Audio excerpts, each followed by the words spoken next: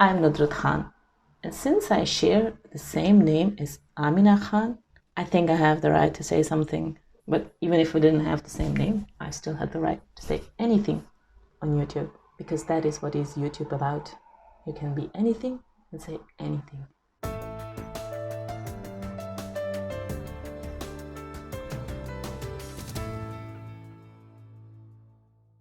Assalamu alaikum, lovely sisters, and I wanted to share my thoughts about Amina taking off her hijab. First, when I heard that Amina is taking off her hijab, my first feeling was of some kind of sadness and pity for her. I think many people will think that now that she has taken off her hijab, she's doing the worst thing in the world. But when we think about it, why is she doing it? And we try to find the source. And whatever source that is, and I don't know it because I don't know Amina, but what I do know is that the fact that she took the decision shows us that she is full of insecurities of this life. She is preferring this life and this success over the afterlife. I don't blame her for taking off the hijab. As we look from a very young age, girls are meant to be pretty. They have these dolls and they have to take care of those dolls and their nails, and there are even nail polishes, chemical-free nail polishes for girls like 1 or 2 years old. And even from within our own societies, other women tend to tell you, well, you are not beautiful, your hair looks like this, your hair looks like that, you are getting fat, your lips are not taken care of, your feet are not taken care of, you shouldn't wear this because you look fat in it. It is always a race of being more beautiful. You know, Amina taking off her hijab is just another name of a girl taking off her hijab, and she is not the first, and she's not the last. I know personally many women who took her off hijab to get to work because they could not find a proper job with the hijab. And there are so many difficulties that women with the hijab are facing that women without hijab cannot even imagine.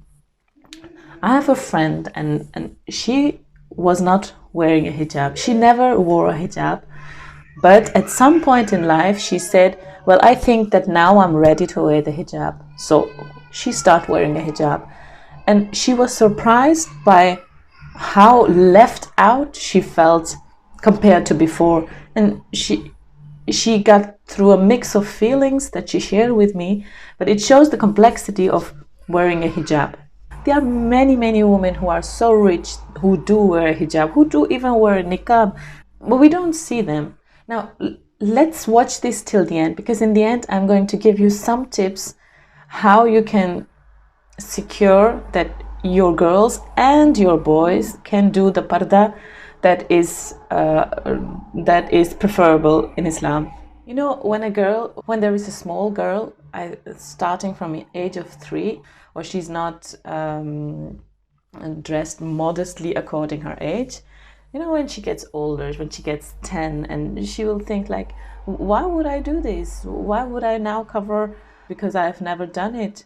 She would want to stay like that because when she goes to school, she's always seeing these examples, especially during the summers. And this is the example they get in the West when they walk on the street, and when they see someone wearing a hijab, stand alone, a niqab, they will look at them like, that's weird. That's really weird. So that's a standard in their heads. Becomes older, mostly parents convince her to wear the hijab. She will start doing this because as a child, as a Muslim child, we always want to please our parents.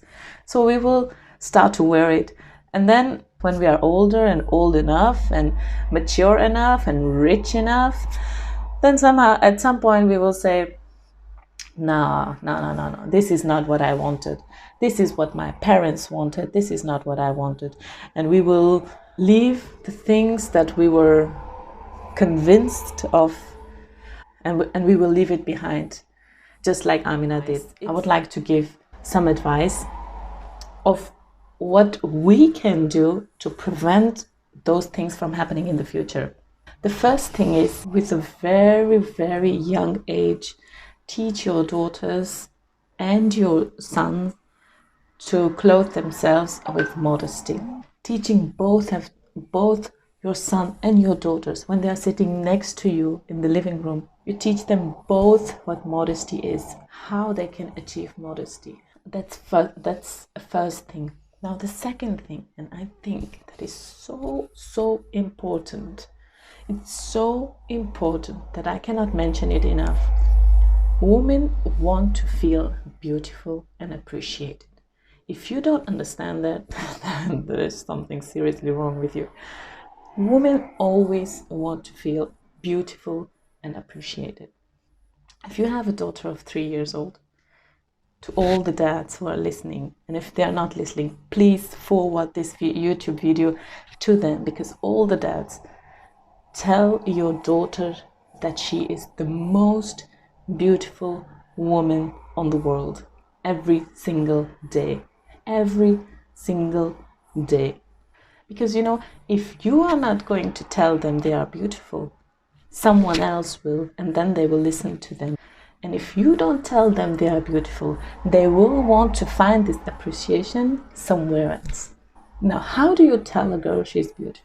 You don't say, "Oh, you look beautiful," because that's not going to work.